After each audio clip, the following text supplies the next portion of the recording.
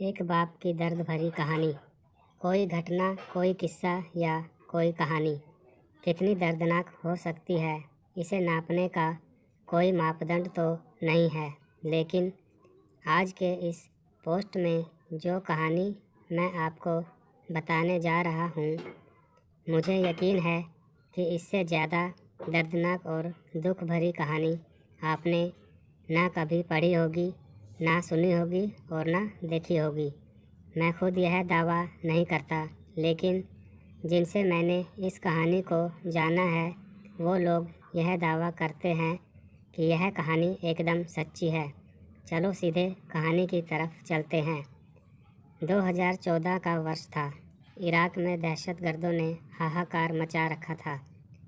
हर दिन लड़ाइयाँ, खून खराबा, बम ब्लास्ट, यह तो आम सी बात हो गई थी। ऐसे ही एक गांव पर इन दहशतगर्दों ने कब्जा जमा रखा था और वहां पर वे हर दिन कत्लेआम मचाते थे।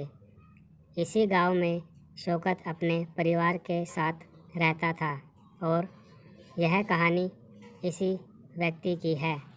शौकत ने अपनी ज़िंदगी के सबसे भयानक 2 दिन इस दहशती माहौल में देखे, जो पहले उसने कभी अपनी ज़िंदगी में नहीं देखे थे। दहशतगर्दों द्वारा शौकत के इलाके में बम फेंका गया। वह था उसकी ज़िंदगी का पहला सबसे ख़राब दिन, और दूसरा दिन था इसी बम हमले की वजह से उसकी बीवी का इंतकाल होना। दहशतगर्दों ने गांव पर कब्जा जमा रखा था, इसलिए ना चाहते हुए भी अपने 2 जुड़वां बेटों के साथ 2 सालों तक शौकत को इसी गांव में रहना पड़ा। लेकिन अब दहशतगर्द और इराकी आर्मी वालों के बीच हर दिन की लड़ाइयों की वजह से वहां रहना और भी ज़्यादा खतरनाक हो गया था। शौकत किसी तरह उस गांव से निकलकर अपना और अपने बच्चों का जीवन सुरक्षित बनाना चाहता था, लेकिन यह इतना आसान नहीं था, क्योंकि दहशतगर्दों को हुक्म मिला था कि जो भी इस गांव से भागते हुए पकड़ा जाए उसे वहीं मार दिया जाए।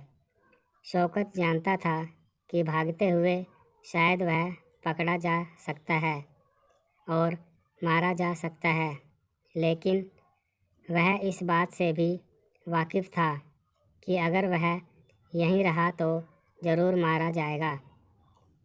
उसे अपनी जान की कोई फ़िक्र नहीं थी।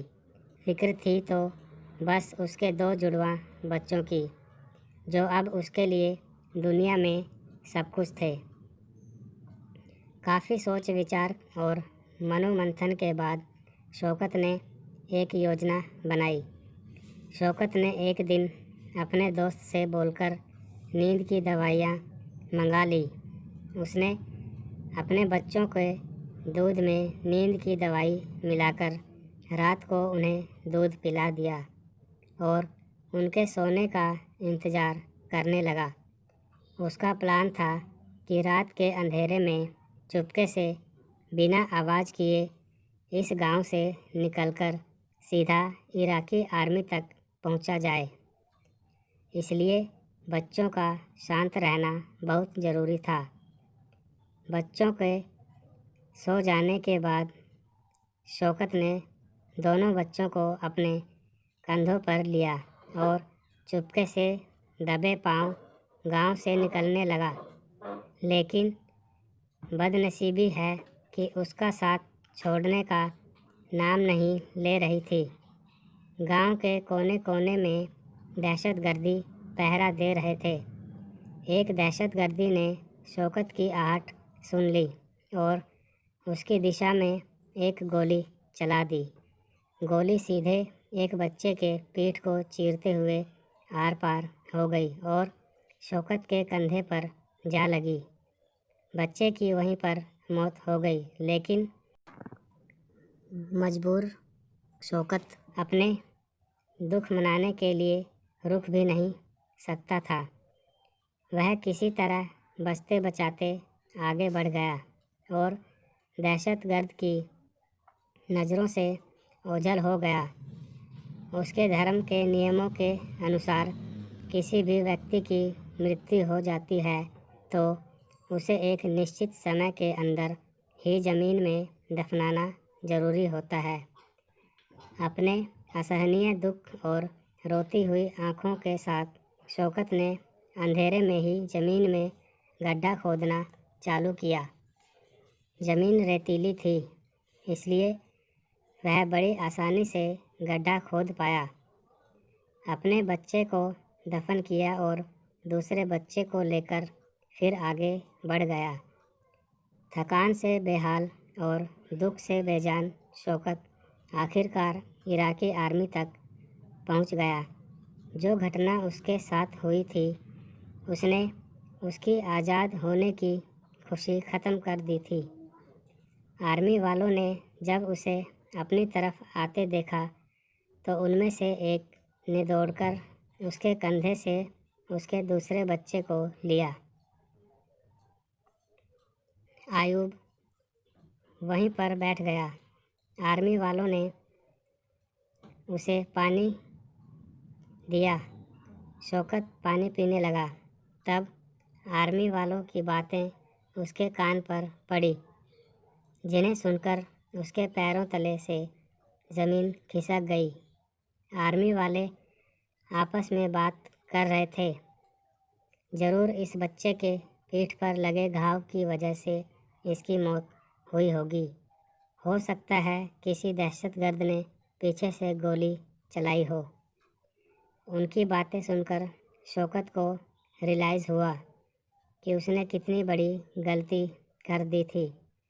उसने रात के अंधेरे में और अपने पहले बच्चे की मौत के गम में अपना सुध-बुध खोकर अपने सोते हुए बच्चे को ही मरा समझकर उसे दफन कर दिया था। दोस्तों, यह कहानी सुनकर आपके मन में निराशा के भाव आ गए होंगे। ऐसा होना बड़ा ही सहज और स्वाभाविक है, लेकिन इतनी दर्द भरी इस कहानी से भी हम एक सीख ले सकते हैं। चाहे जो हो जाए, किसी भी कठिन से कठिन परिस्थिति में भी अपने आप को, अपने मन को निश्चल रखना बहुत ज़रूरी होता है। दोस्तों, ऐसी निराशाजनक कहानियाँ बताकर मेरा किसी को दुखी करने का इरादा बिल्कुल नहीं है, लेकिन ऐसी कहानियाँ ही हमें सिखाती है कि कैसे इस कठिन जीवन को हर परिस्थिति में जिया जाना चाहिए। दोस्तों, कहानी अगर आपको पसंद आई हो तो वीडियो को लाइक करें, चैनल को सब्सक्राइब करें और पास में लगे बेल आइकन को ज़रूर दबाएं ताकि हमारी आने वाली वीडियो सबसे पहले आप तक पहुंचे। तो मिलते हैं नेक्स्ट वीडियो में, तब तक के लिए नमस्कार।